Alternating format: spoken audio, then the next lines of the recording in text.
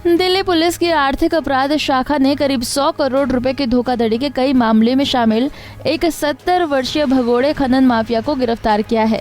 आरोपी पिछले 7 साल से फरार था। आरोपी की पहचान प्रदीप पालीवाल उर्फ महेश गुप्ता के रूप में हुई है। आरोपी प्रदीप पालीवाल को उसके सहयोगी विनायक भट्ट के साथ दिल्ली के कड़काडूमा से क्रॉस रिवर मॉल के पास से दबोच लिया गया। आर्थिक अपराध शाखा दिल्ली पुलिस ने एक प्रोक्लेम्ड पर्सन को अरेस्ट किया है कल शाम को।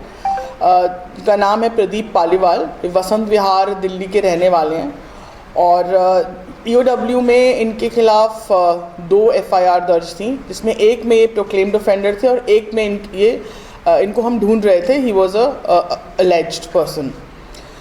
दोनों FIRs जो ईओडब्ल्यू में रजिस्टर्ड हैं, उन दोनों में इन्हें अरेस्ट किया गया है और ये 1 साल के मेहनत के बाद पकड़े गए हैं। बिकॉज जिस तरीके से ये अपने को छुपाते घूम रहे थे वो काफ़ी इंटरेस्टिंग है। ज़्यादातर आपको पता ही है, लोग टेक्निकल सर्वेलेंस यूज़ करते हैं। तो जो इन्होंने एक बड़ी इंटरेस्टिंग टेक्निक यूज़ करी थी कि इन्होंने जिम्बाब्वे के सिम मंगा रखे थे। तो जिम्बाब्वे से एक्टिवेटेड सिम मंगवाकर फिर ये व्हाट्सएप और टेलीग्राम पे ऑपरेट कर रहे थे। तो it was very difficult for us to trace him. Secondly important चीज़ है कि ये CBI में भी वांटेड थे। CBI में 2018 का केस है जिसमें इन्होंने एक बैंक से करीब 25 करोड़ का लोन दिया एक एरिया को डेवलप करने के लिए फॉर माइनिंग एक्टिविटी, और उसके बाद ये लेके फ़रार हो गए। तो इवन CBI के ये वांटेड हैं इन CBI। 2018 का केस है।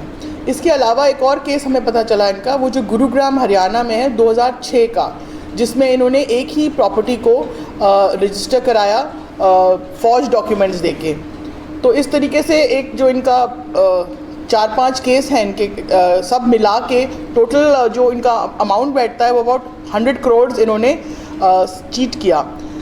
जो हमारे केस के कंप्लेनेंट हैं श्रीमती शकुंतला, उनके केस में इन्होंने इनको झांसा दिया कि राजस्थान में एक ग्रेनाइट की माइनिंग एरिया है जहां पर ये उन्हें एक प्लॉट देंगे और वो प्लॉट करीब 50 करोड़ का है, 20 करोड़ का है, और 20 करोड़ के प्लॉट को खरीदने के बाद उन्हें 50 लाख की मतलब मंथली जो आय है वो होगी। जब ये सुनने के बाद उन्होंने पहले कुछ अमाउंट दिया, फिर पूरा अमाउंट दे दिया, और उसके बाद जब पेपर्स भी दे दिए, पर जब वो वहाँ गई देखने के लिए तो वहाँ पे कुछ भी नहीं था। वहाँ ग्रेनाइट माइनिंग के नाम पर कुछ भी नहीं था। सो वो फिर पैसे लेके चले गए, गायब हो गए।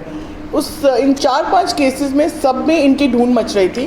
और बड़ी इंटरेस्टिंग बात है कि इनकी LOC भी खुली हुई थी। तो ये एयर से ट्रैवल नहीं करते थे, ये ट्रेन में भी ट्रैवल नहीं करते थे। इनको लगता था कि पकड़े जाएंगे, तो इन्होंने एक अपनी रिलेटिव की नाम पे दर्ज की हुई एक गाड़ी पजेरो ले रखी थी, और ड्राइवर भी अपना रेगुलर नहीं रखते थे। ये हमेशा किसी हायरिंग एजेंसी से ड्राइवर को रेंट करते थे। किसी भी स्थान पर 12 घंटे या 24 घंटे से ज़्यादा नहीं रुकते थे। मतलब अगर इनको ट्रैक करना शुरू करते थे कोई आईओ, तो वो 5-6 दिन में थक जाते थे, क्योंकि या तो वो लाइन टूट जाती थी या वो उस जगह को वेकेट कर देते थे, या जब तक वहाँ पहुँचते थे तो वो छोड़ के जा चुके होते थे और अगले स्थान का पता नहीं हो सकता।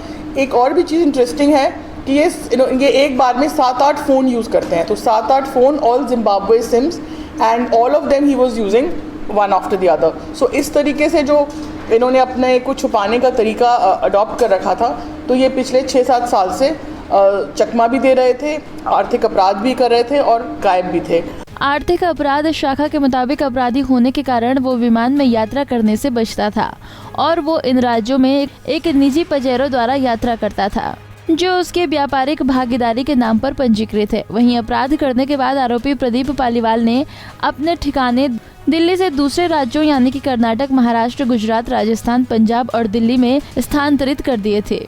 दिल्ली से कमल कुमार कंसल, पंजाब केसरी टीवी।